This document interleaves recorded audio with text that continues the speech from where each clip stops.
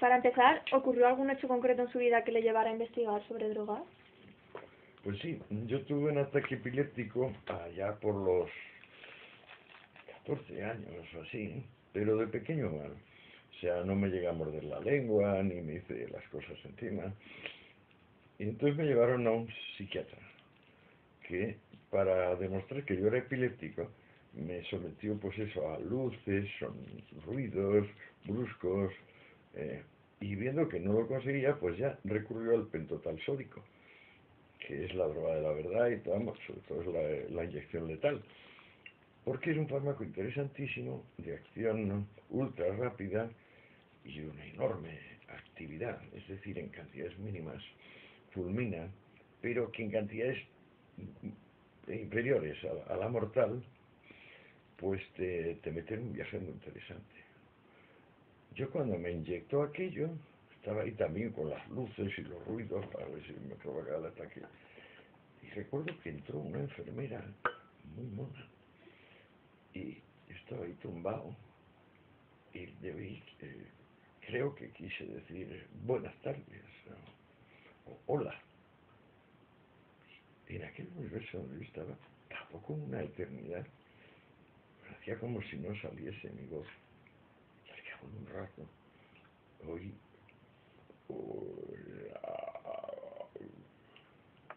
será yo. Entonces empecé a pensar, pero ¿he hecho yo este ruido gutural o es que lo estoy percibiendo como gutural? A partir de ahí pensé, las drogas son una nueva ventana. Es como abrirme en una pared cerrada un orificio para mirar al otro lado. Y desde entonces. ¿Y cree usted conveniente que la ciudadanía dispusiera de una información sobre drogas en la educación? Por supuesto, es una lástima que no tengan aprendiendo de las drogas en bachillerato. Se ha incluso llegado a estudiar, pero prefirieron tener la ética amador de Sabater. Veníamos hablando de eso, que aprendiendo de las drogas debería ser el manual, si se pusiera la asignatura. Y entonces sí que me convertía en un millonario, pero hay que tener en cuenta que son tiradas de 2 y 3 millones de ejemplares cada año, las de secundaria. De ellas disfrutó Sabater, por ejemplo.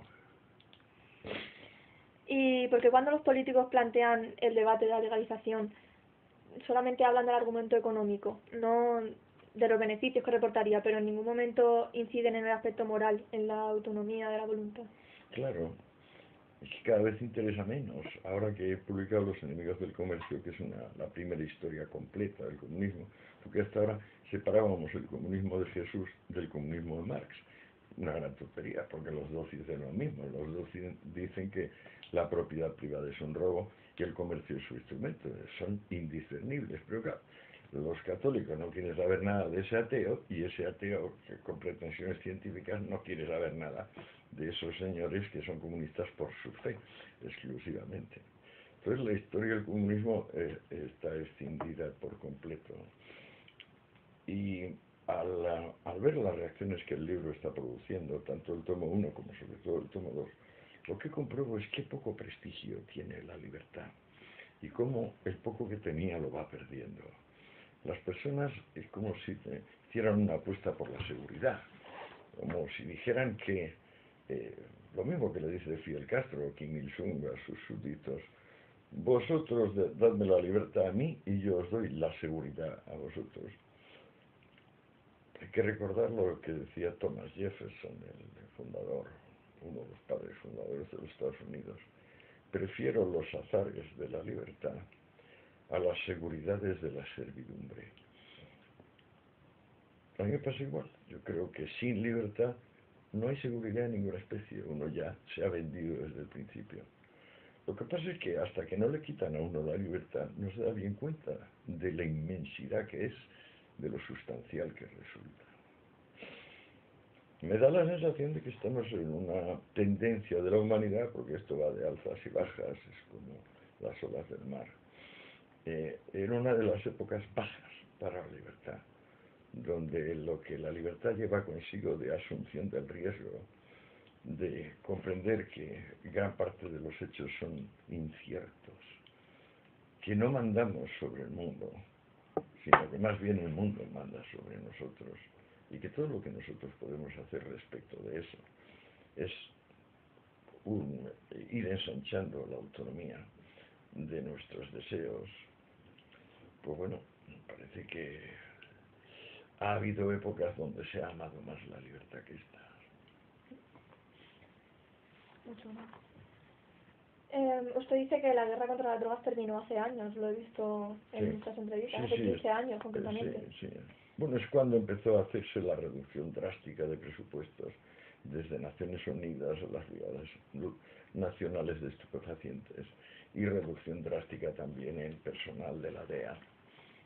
Pero en el caso de la marihuana, por ejemplo, la mayoría de la sociedad, bueno, y en la política y en casi todos los ámbitos, en los medios de comunicación, nos dicen como que te deja tonto, que vas a sufrir esquizofrenia si fumas marihuana. Bueno, Esos son prejuicios que no vamos a superar nunca, ¿o cuánto tiempo? Bueno, es que la mentira, solo la mentira necesita apoyo del gobierno. Y en este caso lo tiene, lo tiene incondicional. Por ejemplo, tú quieres hacer una investigación sobre hasta qué punto la marihuana pues evita síntomas indeseables de la quimio, de la radioterapia, y no te dan un euro. Tú propones una investigación donde demuestras que la marihuana crea paranoia compulsiva invencible y te darán, para empezar, 100.000 euros. Y si consigues algún tipo de resultado, te pondrán varios millones de ellos. Y habrá incluso, afluirá capital internacional para demostrarlo. El hecho de que la María haya conseguido superar a todos sus enemigos hasta ahora ya indica la potencia que tiene este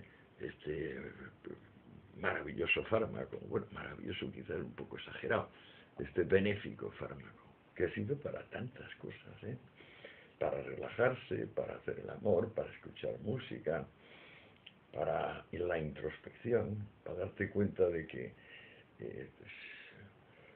es más tarde de lo que pensabas, y entonces para ofrecerte una lucidez depresiva que te pone en tu sitio.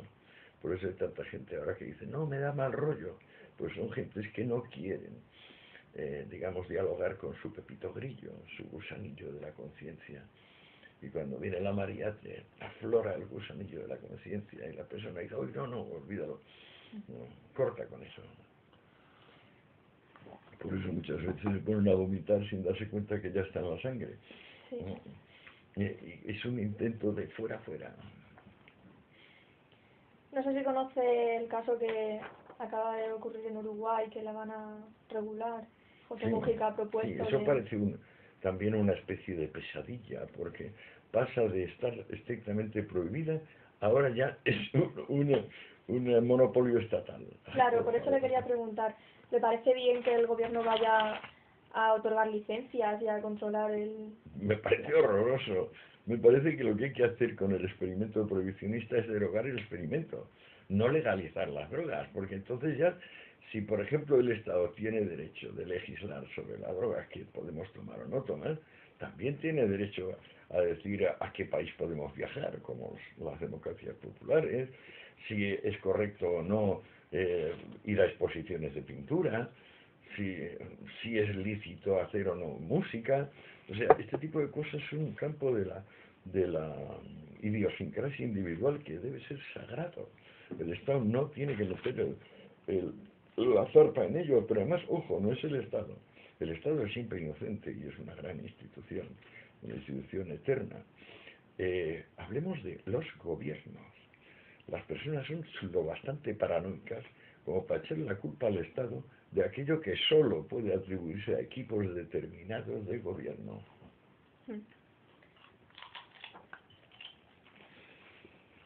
Y en el caso de que fuera legalizada, ¿qué ocurriría con el precio? ¿Se disminuiría o aumenta por tener impuestos? Pues eso es una cuestión compleja. Yo creo que subiría un poco. Calculo que subiría entre un 30 y un 40%. Porque tiene un precio, digamos, artificialmente bajo. Suben todas las cosas y las drogas se mantienen en su precio. Ha habido una tremenda deflación, un desplome de precios en las drogas, lo que pasa es que no se nota. No se nota y a la gente sigue pareciéndole muy caro.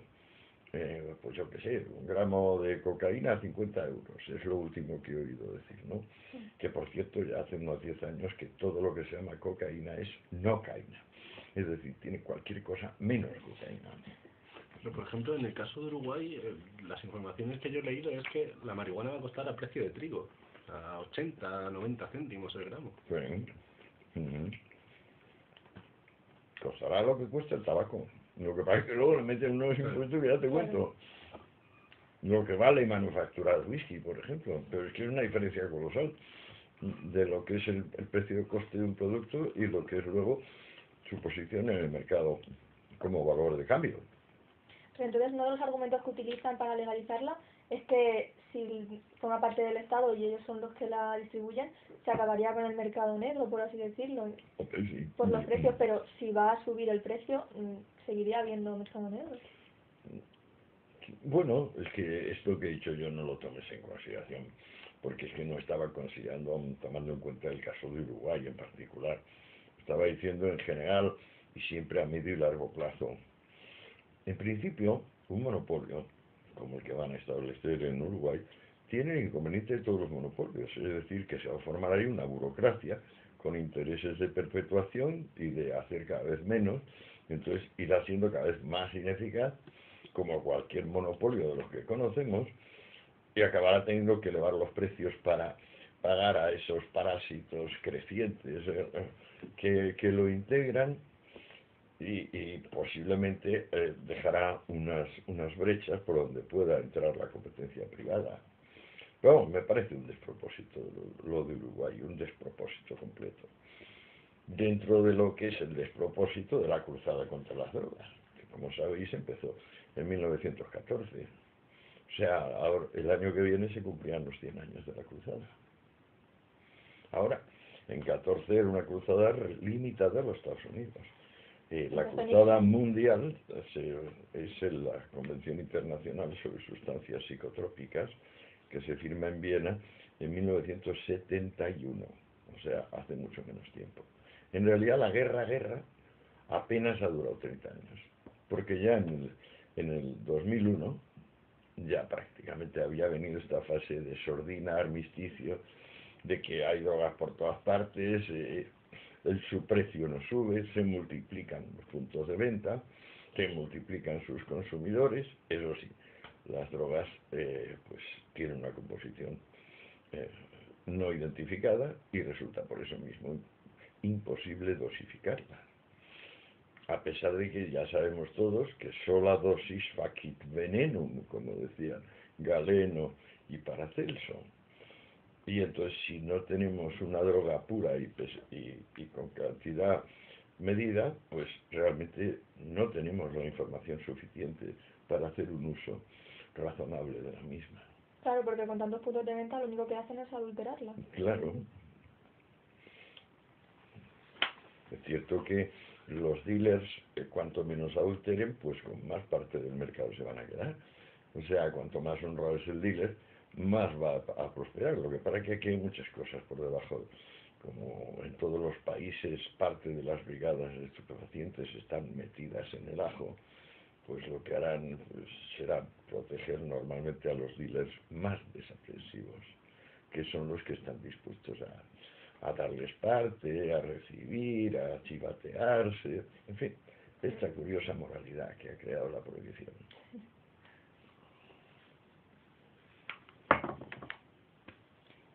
Bueno, en cuanto a la pregunta anterior, ¿existe relación también entre la legalización y el aumento del consumo o lo contrario? La experiencia que tenemos, porque eso es lo que yo creo que vino a asentar la historia general de las drogas, no hablemos de qué pasaría si, sino hablemos de qué pasó cuando.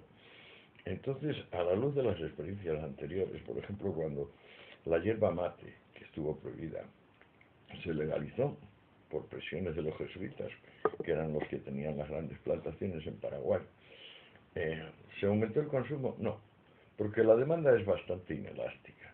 Cada droga tiene pues unos amateurs determinados. Es muy raro que por el hecho de legalizarse vaya a cambiar el número de consumidores. Lo que pasa es que en el momento en que cese el estigma simbólico. Es decir, tomas drogas, o sea, eres un ser diabólico, eres un criminal, eres un loco. En el momento en que el Estado retroceda y diga, no, sí, mire usted, por ejemplo, Goya, Wagner, Goethe, tomaban láudano y morfina, Bismarck se inyectaba morfina frecuentemente a lo largo del día.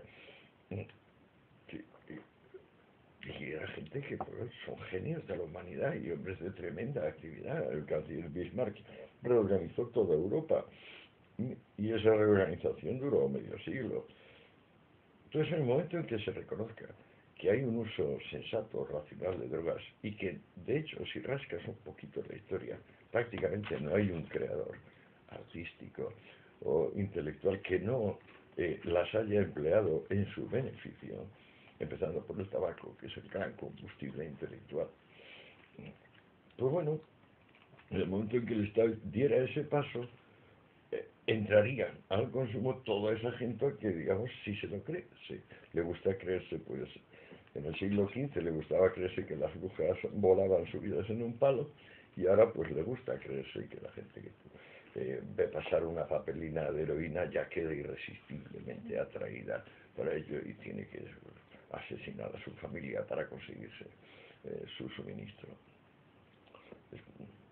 Sí podría cambiar muchísimo el número de usuarios si se derogase la prohibición, pero no creo que se vaya a derogar explícitamente, porque si te fijas las otras prohibiciones, las que pesaron sobre la homosexualidad, el libre pensamiento, la magia, siempre se derogaron entre susurros.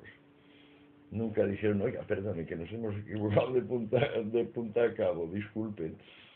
Pero con el alcohol, por ejemplo, que es la mayor droga que existe, yo creo, estuvo la ley seca y luego la eliminaron. Esa es la excepción que confirma la regla. En el caso del alcohol es cierto, aunque yo me situé en los periódicos americanos, en el año 31 me parece que fue, o 34, cuando se derogó, pues bueno, la gente se rasgaba las vestiduras, las declaraciones de la prensa eran que, bueno, que el país se iba a sumergir en una orgía de borrachera continua, etcétera, etcétera. Y lo que hubo es bastante menos consumo.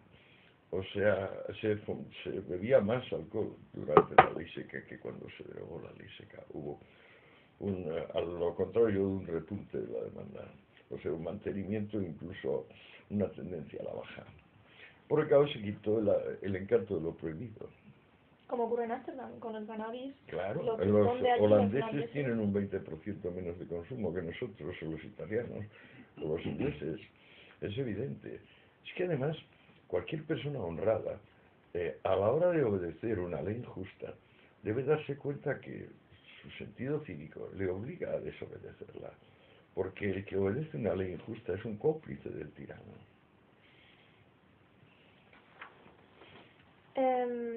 Entrando ya en concreto en el tema de la marihuana en España, nosotros estuvimos este año, el primer sábado de mayo, que se realiza la Marcha Mundial por la Legalización de la Marihuana, pero nos causa sensación que en Latinoamérica lo que se demanda es la legalización en sí, y en España, por lo que pudimos ver, lo que demandan es la regulación de las asociaciones, de los clubes canábicos. Sí, es que aquí pasan muchas cosas. Como siempre, la realidad es mucho más densa que cualquier representación que te quieras formar de la misma. Entonces, en España hay un grupete de gente que no tienen, ojalá te pusieran a ti de presidenta, porque con tu aspecto, gran parte de los problemas que ha habido, o el tuyo, si fuerais de parejita, gran parte de los problemas que ha habido hasta ahora se obviaban, pues son gente que son muy desfavorecidas en el sentido del look. Y que se les ve que dicen cosas también muy raras, o sea, que le atribuyen a la marihuana pues virtudes curativas sobrenaturales, o sea, exageran. A mí me ha curado la artritis, a mí me ha curado el cáncer, a mí me ha curado el eczema, a mí me ha curado tal. Hombre, no exageren. Entonces, el equipo que tenemos de propaganda o de defensa de la legalización de la marihuana admitiría un poco de relaciones públicas y de pulido. Y desde luego, a mí me parece absurdo separar la marihuana de las otras drogas. pero también en términos, digamos, tácticos, estratégicos, si lo planteas como una batalla que hay que ganar, bueno, con que comiences, metas una, como dicen los prohibicionistas, ya van a entrar todas. Entonces se resisten como gato panza arriba porque saben que aún en el caso de que se trate de una legalización limitada a un fármaco, eso es un precedente muy fuerte para que los demás exijan el mismo trato. Pero sí es cierto que tiene propiedades terapéuticas muy buenas. ¿No sería posible legalizarla aunque fuera en ese sentido en España? En ese sentido está ya prácticamente legalizado en todo el mundo, salvo en naciones salvajes, o sea, en Suiza, en Holanda, en Estados Unidos, en Inglaterra. A nadie se le niega, por ejemplo, para la radio, la quimioterapia, a nadie. Los que están haciendo esa porquería de sintética que se bebe o se toman pastillas, que no que es el tetrahidrocannabiol, Sí. sin los demás ingredientes. Yo lo llamo porquería porque alguna vez lo he tomado y no me gusta el efecto, o sea, me parece infinitamente mejor fumar un porro. Pues eso están ganando muchísimo dinero y eso no tiene ninguna prohibición legal. Hace poco vi un documental, no sé en cuál de los canales estos de National Geographic o Odisea o Historia, donde se veía una de las centrales farmacéuticas. Ay, qué cabrón, reciben toneladas y toneladas diarias de marihuana y las convierten en eso, que no sé cómo lo llaman. Sativex, se llama el Sativex. Sativex, por ejemplo. Sí. Esa era otra pregunta que quería hacerle, que si corre el riesgo la marihuana de convertirse en un producto farmacéutico de multinacionales y qué consecuencias tendría. La marihuana pura. No hay ningún problema de convertirse en producto farmacéutico de multinacionales, porque el mercado internacional, el mercado está compuesto por multinacionales que se pueden considerar en gran medida benéficas, porque teniendo tantos beneficios han conseguido pagar investigación y descubrir muchísimos fármacos. O sea, la capacidad que tiene un químico singular, digamos un genio como Albert Hoffman o Alexander Shulgin, de descubrir drogas, pues bueno, depende del genio suyo, pero en cambio Merck, Bayer, Parker Davis, todos estos con unas plantillas gigantescas, unos presupuestos, laboratorios fenomenales, bueno, tienen más posibilidades de descubrir fármacos. Es en interés de la humanidad en su conjunto que vayamos descubriendo sustancias así que en mínimas dosis producen monumentales cambios. Orgánicos o psicosomáticos. No me preocupa nada lo de las multinacionales, quiero decir farmacéuticas, nada de nada. Lo único que me preocupa es que a veces su posición dominante en el mercado les permite imponer unos precios prohibitivos, como sucede con las medicinas para el SIDA, por ejemplo, o algunas medicinas para el cáncer, que normalmente tienen sus precios prohibitivos porque no lo curan, es decir, son pseudomedicinas. Si fueran medicinas así de efectivas como la penicilina, la sulfamida, todo esto, o la Viagra, eso es imposible controlarlo y rápidamente baja el precio, empieza a haber genéricos y se acabó la estafa. Pero ahora que dice que no le preocupa, y en el caso de que, como se habla, se está especulando de que quizá alguna multinacional esté empezando a investigar con marihuana transgénica. No transgénica, no entendido como cruce de genéticas de la misma planta de marihuana, sino a lo mejor la genética de un tomate que tolera mejor el frío y cultivar así la marihuana. ¿Eso no le preocupa? No, que se desvirtúe de esa manera lo que es la marihuana. No, yo es que aquí difiero de la posición dominante, que la considero ecologismo fundamentalista.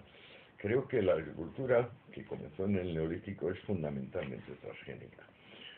Creo que yo soy muy cultivador, siempre que puedo. Yo llevo cultivando, María, figúrate, 50 años. Si yo pudiera hacer injertos, pudiera, digamos, hibridarla con el tomate y también con la granada, y entonces, en parte para que fuera más resistente al frío o al calor, en parte para que me diera más rendimiento. Bien va. No me preocupa, o sea, la mayor parte de los hallazgos de la humanidad los hemos hecho en estado sonambúlico. O sea, no sabíamos lo que íbamos a descubrir íbamos así como el sonámbulo tanteando y sin embargo apareció algo. Por ejemplo, cuando Kepler descubre que las órbitas son elípticas.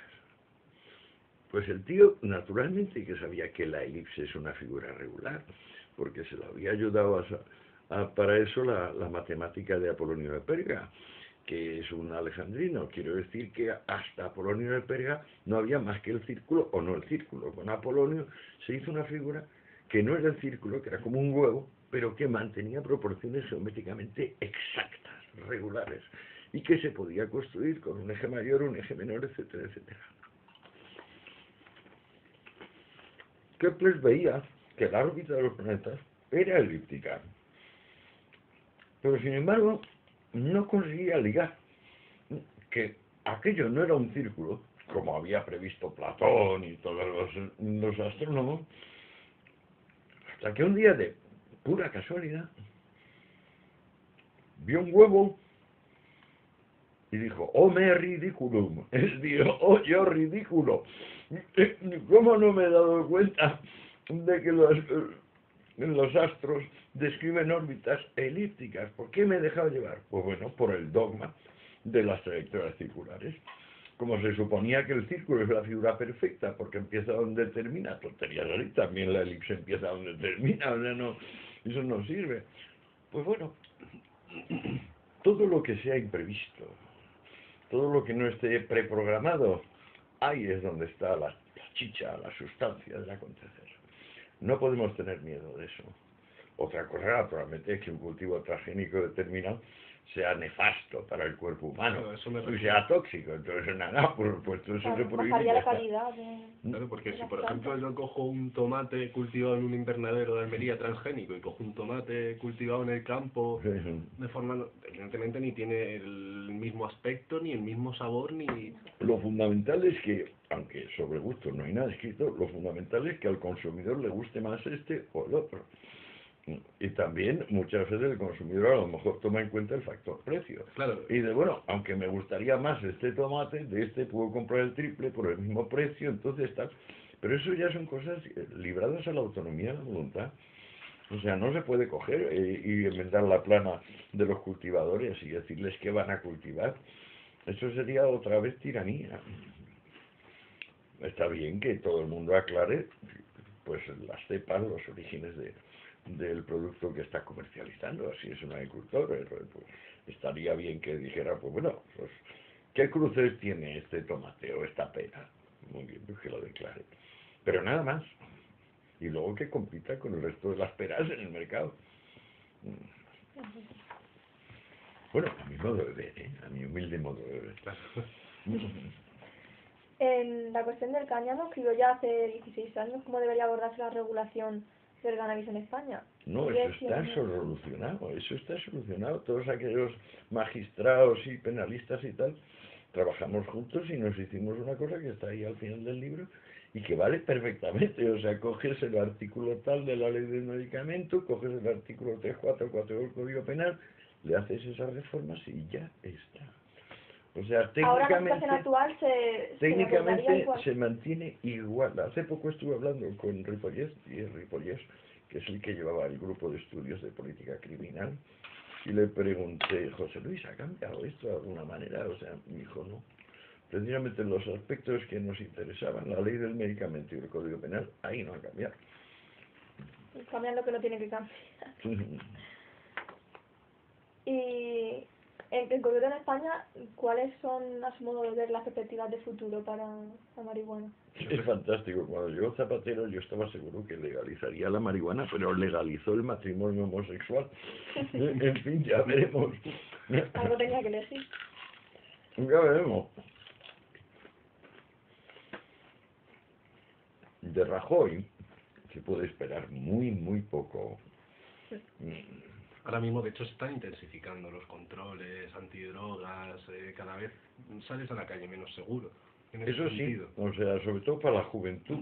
Sí, para es un grado de inseguridad tremendo, porque son multas draconianas y además por cosas absurdas. Porque resulta que, bueno, te coges fumando un porro, a lo mejor es exhibición y tal, pero es que te cogen una china en el coche y ya lo consideran que estás usando en vía pública. Eso es un abuso, es un atropello, eso viola la Constitución española. Sí. ¿Sabes lo que pasa? Que yo tengo un familiar policía y me cuenta que el mismo comisario son los jefes son los que le obligan a cumplir una cuota de multas al mes, le llevan la cuenta individualmente a cada policía para saber lo que han registrado, lo que han conseguido. Claro, claro. Lo llevan muy en cuenta y de hecho él no quería hacerlo porque no le parecía justo coger a un chaval en un coche porque no tenía culpa de nada, incluso aunque estuviera en un parque fumándose un porro, pues le dices que se lo guarde. Pero si es un registro ilegal, sí que te digo que viola la Constitución de arriba abajo todo.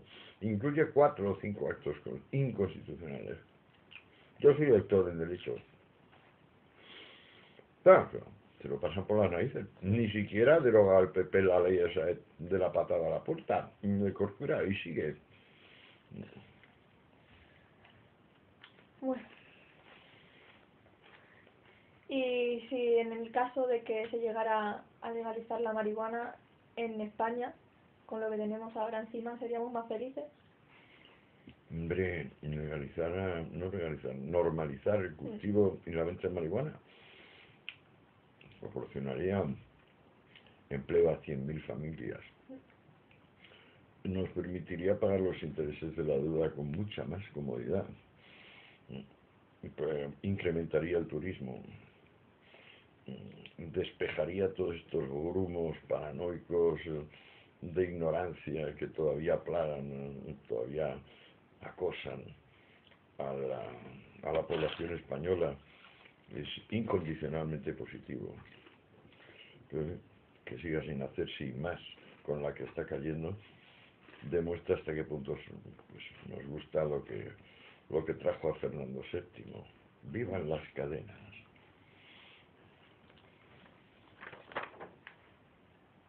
Bueno, eso ya nos lo ha empezado a contar. Le queríamos preguntar por la segunda parte de Los enemigos del comercio, que es el libro que acaba de publicar. Si nos podía contar Sí, algo. gracias. Si es que de repente he empezado a oírte, no por aquí, sino por aquí. Ah. No, es que ha venido alguien.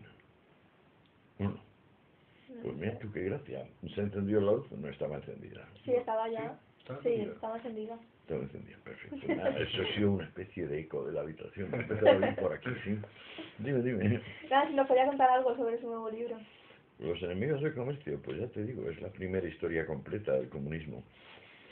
Yo la he escrito para autoaclararme, porque había muchísimas cosas de las que era un ignorante completo. Por ejemplo, cómo surgieron los sindicatos, qué papel tuvo la propiedad intelectual en el desarrollo de la gran industria, cuál fue realmente el resultado de la revolución industrial, porque nos han contado la película de Dickens y la de Víctor Hugo y toda esta cosa victimista y dolorosa de cuánto sufrieron los campesinos al convertirse en obreros industriales. Entonces, he aprendido muchísimas cosas que no sabía. Creo que tengo una visión más ecuánime de nuestro pasado. Y desde luego, pues, está produciendo, y más que va a producir, un ataque de indignación muy superior al que produjo la historia general de las drogas. Porque si te fijas, en las drogas plantean en el fondo de todo el miedo de cada persona a sí misma. Uy, si la tomo, me va a gustar demasiado. Puedo controlar mi placer.